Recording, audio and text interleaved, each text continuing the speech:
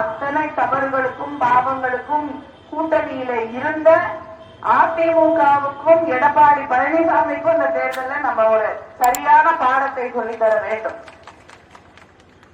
நம்முடைய மோடி எந்த வாக்குறுதி கொடுத்தாலும் நிறைவேற்ற மாட்டாரு. நம்முடைய முதலமைச்சர் அவர்கள் கொடுக்க இருக்கக்கூடிய வாக்குறுதிகளை எல்லாம் நிறைவேற்றக்கூடியவர். 1000 ரூபாய் கலைஞர் மகளிர் உரிமை தொகை தருகிறேன் என்றார்கள்.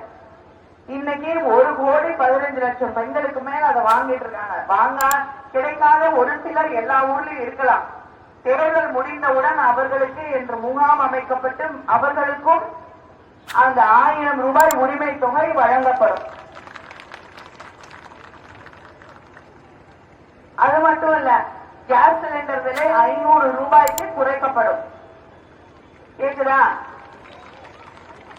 கேக்குதா? நிழல் நினைக்கிறவங்களுக்கு கேக்குதா?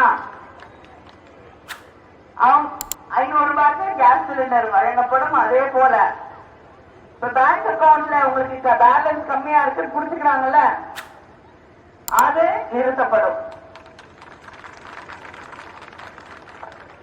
டோல்கேட் அது மூடப்படும்.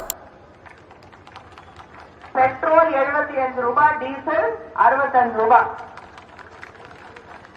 இந்த கோயில் எல்லாம் காப்பாற்றுறேன்னு சொல்ல பிஜேபி திருச்செந்தூருக்கு என்ன செஞ்சிருக்காங்க?